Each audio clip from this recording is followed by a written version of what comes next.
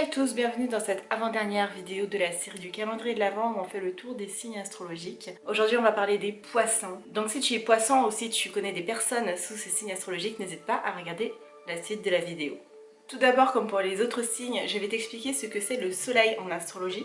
Le soleil, c'est notre besoin de développer une identité qui est solide et qui permet aux autres parties de notre psyché de fonctionner de manière harmonieuse. C'est notre besoin de jouer notre propre rôle et non celui désiré par les autres. C'est notre manière de prendre conscience de qui on est. Quand on utilise le soleil de manière harmonieuse, du coup, ça se retranscrit par de la joie, on est pétillant, plein de vitalité, on rayonne, on brille. Du coup, quand notre soleil est en déséquilibre, eh bien, c'est tout l'inverse qui se passe. On a peur d'exister et de se montrer. On peut aussi se surprendre à porter un masque, à jouer un rôle. Bref, quand le soleil est en déséquilibre, on est l'ombre de nous-mêmes. Du coup, à quoi sert votre signe astrologique? Bien justement, votre signe astrologique va vous permettre d'être dans les bonnes énergies pour réveiller le soleil qui sommeille en vous. Ça va vous redonner de l'estime de vous, de l'énergie et ça va vous permettre d'avoir beaucoup plus confiance en vous. Du coup, on va s'interroger sur le signe du poisson. Déjà, le poisson, c'est un signe d'eau. En deux mots, les signes d'eau, c'est ressentir et naviguer. La deuxième chose à savoir sur le signe du poisson, c'est que c'est un signe dit mutable, c'est-à-dire que c'est un signe qui va clôturer une saison, en l'occurrence la saison de l'hiver, et donc le poisson ferme le cycle des énergies pour redémarrer ensuite en bélier. La troisième chose à savoir sur le signe du poisson, c'est sa polarité.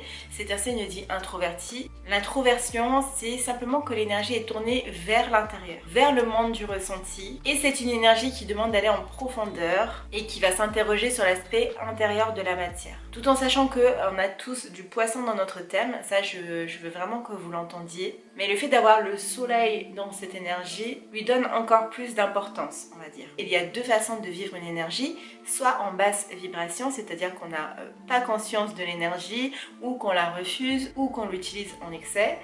Et il y a une façon en haute vibration de l'utiliser, c'est-à-dire en conscience. Du coup, en basse vibration, l'énergie du poisson peut donner de l'instabilité, dans le sens où c'est une énergie qui ressent toutes les énergies autour de lui et qui peut donc se laisser envahir. L'énergie du poisson peut avoir aussi une certaine tendance sacrificielle. C'est vraiment plus fort que le don de soi et le dévouement, je trouve. C'est genre, je suis prête à m'abandonner complètement, je suis prête à mourir pour quelqu'un, pour une cause, etc.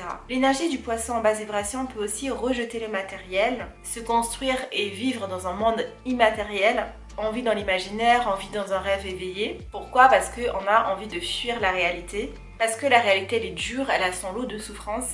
Et c'est vrai que pour l'énergie poisson, ça peut devenir quelque chose d'assez insupportable à vivre au quotidien. Donc on peut avoir tendance à fuir la réalité en s'administrant des substances permettant de déconnecter. Donc là, je ne vais pas vous faire de dessin, mais voilà, ça peut être autant l'alcool que les drogues. C'est un moyen finalement de voyager, de réussir à ne plus faire face à la souffrance de la réalité. En dernière chose, le poisson en basse vibration peut donner aussi un aspect craintif. En haute vibration, on est très connecté justement à l'univers, on est très connecté à ce qui se passe dans la réalité intangible, dans les choses qu'on ne voit pas, on est très connecté à notre intuition et ça peut donner vraiment beaucoup d'inspiration. C'est des gens qui ne manquent jamais d'idées et qui sont vraiment dans le flow de la vie. Ils peuvent regarder une fleur et se sentir inspirés, ils peuvent regarder un film et se sentir inspirés, enfin voilà, tout les inspire. Et c'est une énergie qui est bourrée d'imagination et créative. Dans ces plus belles énergies, le poisson témoigne aussi de la paix intérieure et aussi du don de soi, la générosité, l'empathie. On fait les choses avec le cœur. Du coup, en termes d'archétype, le poisson, on pourrait l'appeler comme étant le rêveur, le mystique, l'intuitif, le poète et aussi la fée. Le poisson, c'est vraiment le principe de l'exploration de la conscience. Du coup, en termes de conseils, ce que je peux donner aux poissons, ça va être déjà de justement développer des projets créatifs. Et pour ça, les enfants sont merveilleux. Pourquoi? Parce qu'ils sont libres d'expression, ils n'ont pas encore développé de barrières et de croyances, donc pour eux tout est possible. Donc si vous avez vous-même des enfants ou si vous en avez à proximité, essayez de passer du temps avec eux, ça va vraiment éveiller votre imagination et votre créativité et ça va vous donner plein d'idées à exploiter. Autrement, vous pouvez vous essayer sur plein de domaines différents, sur de la peinture, sur l'écriture, sur les arts en général, sur la musique. Tentez et vous verrez bien.